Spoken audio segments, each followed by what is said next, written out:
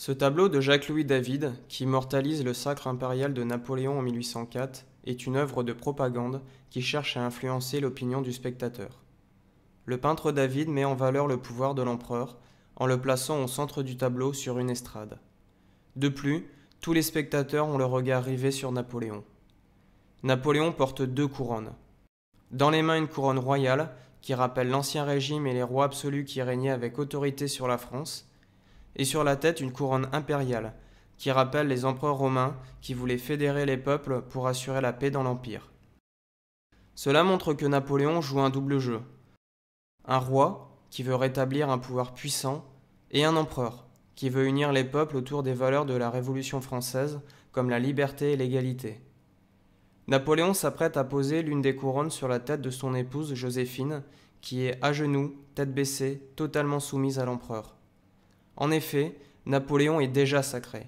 À l'origine, le tableau devait représenter Napoléon au moment de son sacre. Mais comme le montre ce croquis de David, Napoléon s'est sacré lui-même. Or, il ne voulait pas diffuser une image arrogante de sa personne. Autour de la scène centrale, où Napoléon sacre Joséphine, on trouve différents groupes de personnes. On voit par exemple la famille impériale derrière l'impératrice Joséphine. Sa présence signifie que le sacre a fait naître une nouvelle dynastie qui sera assurée à la continuité de l'Empire après la mort de Napoléon. Il y a également l'armée, représentée par plusieurs grands généraux pour rappeler que Napoléon a rétabli l'ordre en France et fait la paix avec les monarchies européennes. En effet, grâce à ses stratégies militaires, où il utilise brillamment les unités d'infanterie, d'artillerie et de cavalerie, il a remporté de grandes victoires contre les pays qui se sont coalisés contre la France. Il les vaincra définitivement lors de la bataille d'Austerlitz en 1805. C'est toujours si beau quand ça commence.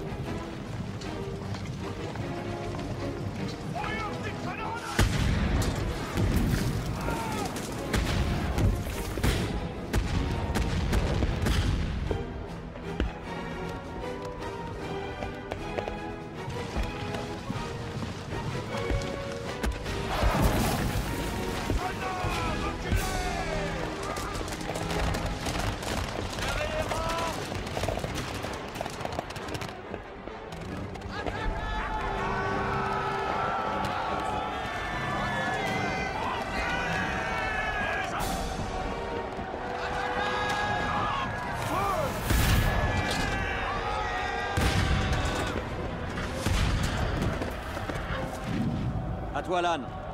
Tu vas balayer cette plaine avec ton 5e corps. Murat sera juste derrière toi.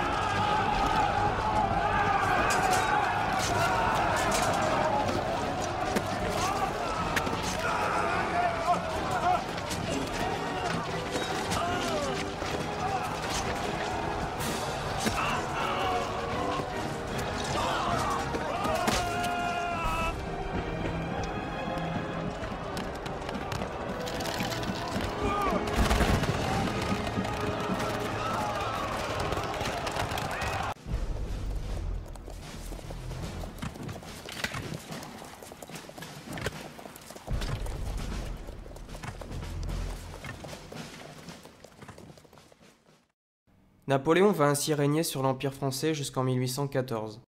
On le voit ici épuisé moralement et physiquement. L'empereur n'a cessé de mener des guerres pour agrandir l'Empire, et une nouvelle coalition de pays européens qui supportent mal la domination de la France sur le continent va entraîner la prise de Paris et la chute de Napoléon. Napoléon est contraint de se retirer à l'île d'Elbe. Il tentera de reprendre le pouvoir en France en 1815, mais la lourde défaite qu'il subit à Waterloo met un terme définitif à l'empire napoléonien. Napoléon finira sa vie en exil forcé sur l'île de Sainte-Hélène, gardée par les Anglais.